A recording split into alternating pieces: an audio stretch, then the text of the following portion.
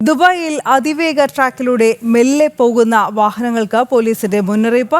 അതിവേഗ ട്രാക്കുകളിൽ വേഗം കുറച്ച വാഹനം ഓടിക്കുന്നത് ഗതാഗതക്കുരുക്കും അപകടവും ഉണ്ടാക്കുന്ന സാഹചര്യത്തിലാണ് പോലീസ് രംഗത്തെത്തിയത്. അതിവേഗ ട്രാക്കിലൂടെ വേഗം കുറച്ചു പോകുന്ന വാഹനങ്ങളെക്കുറിച്ച് പരാതി വ്യാപകമായതോടെയാണ് ദുബായ് പോലീസിന്റെ മുന്നറിയിപ്പ്.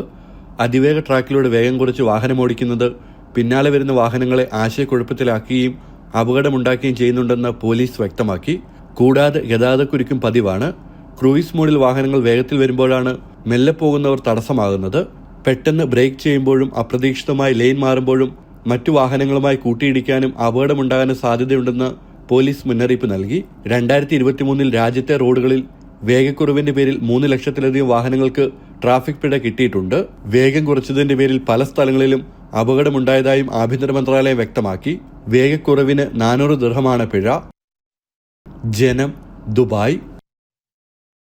ഭാരതത്തിന്റെ സ്വാതന്ത്ര്യദിന ആഘോഷങ്ങളോട് അനുബന്ധിച്ച് UAE-യിലെ പ്രവാസി ഭാരതീയരുടെ കൂട്ടായ്മയായ FOI ഇവന്റ്സ് CSR ആക്ടിവിറ്റിയുടെ ഭാഗമായി മെഗാ രക്തദാന ക്യാമ്പ് സംഘടിപ്പിക്കുന്നു.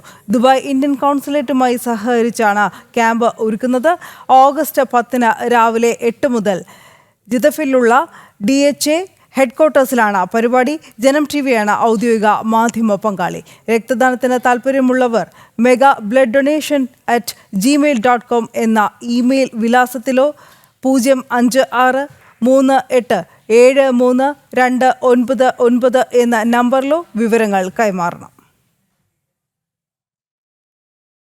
FOI Event LLC and Indian Consulate Dubai organizing Mega Blood Donation Camp on 10th of August 2025 is coming Sunday at DHA Headquarters, Al Jadaf, Dubai. Timings morning 8 AM to 1 PM.